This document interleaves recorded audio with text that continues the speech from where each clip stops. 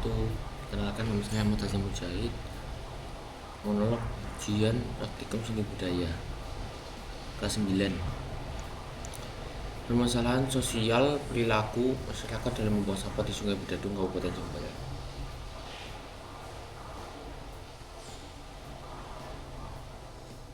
Banjir akibat luapan Sungai Bedadung melanda Kabupaten Jember pada pertengahan Februari 2026 dipicu hujan lebat sejak 20 Februari 2026. Hujan ini merendam ribuan rumah, merusak jembatan gantung, termasuk jembatan Cinta di Cukung, dan berdampak pada 7.445 KK. Beberapa wilayah dapat terdampak parah meliputi Patrang, Kaliwates, Sumbersari, Kaliwates, Kalisiat, dan Ngabe Puji. Menurut sebuah literatur Jurnal Ilmiah Publika berdasarkan UU Nomor 18 Tahun 2008 terkait pengelolaan sampah, dikatakan sampah ialah masalah nasional yang harus dikelola menyeluruh serta terpadu guna memberi manfaat ekonomi, lingkungan yang sehat serta aman bagi masyarakat, dan bisa merubah perilaku manusia. Lingkungan ialah tempat makhluk hidup di bumi, utamanya manusia hidup. Menurutmu, sampah ialah semua hal yang tak cuma dipakai, tak dipakai lagi, tak diinginkan atau yang dibuang dari aktivitas manusia, serta tak berlangsung secara mandiri. Sampah ialah segala hal yang tak lagi dipakai, tak disukai ataupun dibuang yang timbul dari aktivitas manusia serta tak jadi dengan sendirinya. Laporan Bank Dunia Waste Global Review of Solid Waste Management menunjukkan bahwa sampah akan meningkat sebesar 70% pada tahun 2025, yang mana peningkatan ini sebesar 9,9 miliar ton atau sebesar 2,2 miliar ton dari yang awalnya 1,3 miliar ton setiap tahunnya. Dengan penduduk sebesar 233 juta jiwa, membuat Indonesia menjadi negara terpadat keempat di seluruh dunia. Setiap harinya sampah-sampah yang dihasilkan menggapai 130.000 ton karena jumlah penduduk yang terus bertambah. Indonesia berpenduduk 72.500 jiwa dengan sanitasi buruk, di mana 240 kota diantaranya memiliki masalah pengelolaan sampah.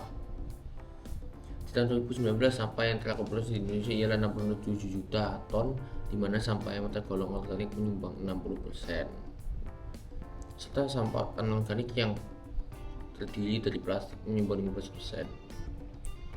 Data tersebut berdasarkan data dari Departemen Lingkungan dan Kehutanan Bank Dunia dan Departemen Perindustrian. Menurut data tahun 2017, sampah domestik di Jatim pada tahun 2017 sejumlah 17.489,17 ton setiap harinya. Antaranya yaitu sampah organik sejumlah 56,29%, sampah plastik sejumlah 18,87%.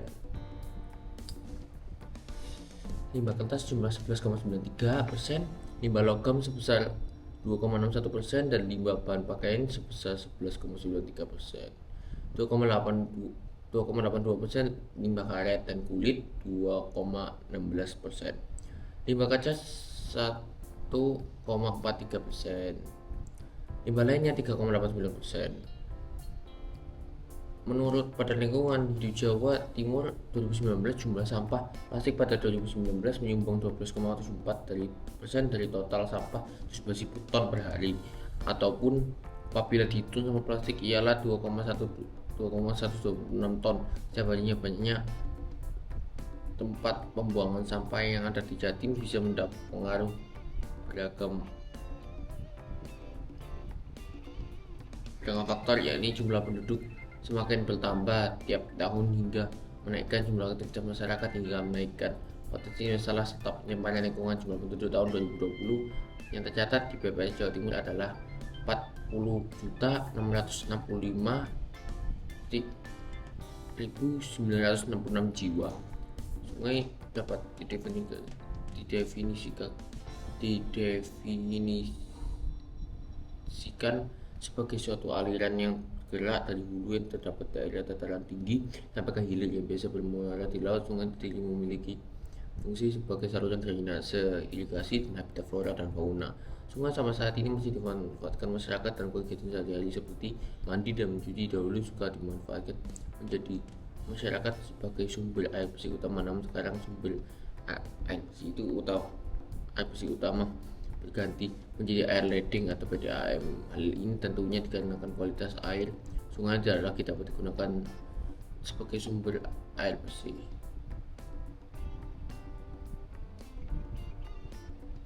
Air sungai telah tercemar oleh limbah dan sampah dari masyarakat. Salah satu sungai yang tercemar oleh sampah di Kabupaten Jember adalah Sungai Bedadung. Sungai ini masih digunakan masyarakat sebagai tempat mencuci, mandi,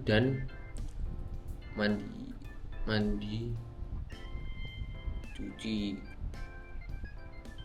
Sampah merupakan suatu sisa buangan yang dihasilkan dari aktivitas yang dilakukan baik manusia maupun hewan, yang dibuang karena dianggap sudah tidak dibutuhkan dan digunakan lagi. Meskipun sampah dianggap sudah tidak dibutuhkan, tidak dapat digunakan lagi, namun sampah masih dapat dikelola menjadi hal yang bermanfaat untuk berbagai hal. Contoh dari proses pengolahan sampah kembali yaitu sekam padi, serbuk kayu, serta batok kelapa yang dapat dimanfaatkan menjadi briket. Selain memanfaatkan di atas, sampah juga dapat dimanfaatkan menjadi salah satu sumber energi alternatif penghasil listrik. Sampah dapat dibedakan menjadi sampah rumah tangga, sampah yang sejenis dengan sampah rumah tangga, serta sampah spesifik.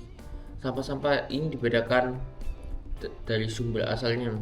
Sampai rumah tangga terdiri yakni sampah atau sisa yang dihasilkan dari aktivitas sehari-hari yang terjadi dalam suatu rumah tangga, tetapi tinja dan sampah spesifik tidak termasuk dalam golongan sampah rumah tangga. Berdasarkan hasil dari observasi dan wawancara, sampah yang menumpuk di Sungai Bedadung ini sebagian besar berasal dari sampah yang dihasilkan dari kegiatan rumah tangga. Sampah ini di sungai ini berupa sampah organik dan sampah anorganik. Di sungai ini sampah yang menumpuk didominasi oleh sampah plastik. Sampah yang menumpuk di sungai ini merupakan sampah buangan masyarakat di suatu lokasi tertentu di bantaran sungai dan dari pemukiman masyarakat sekitar sungai yang menumpuk sampah di bantaran sungai.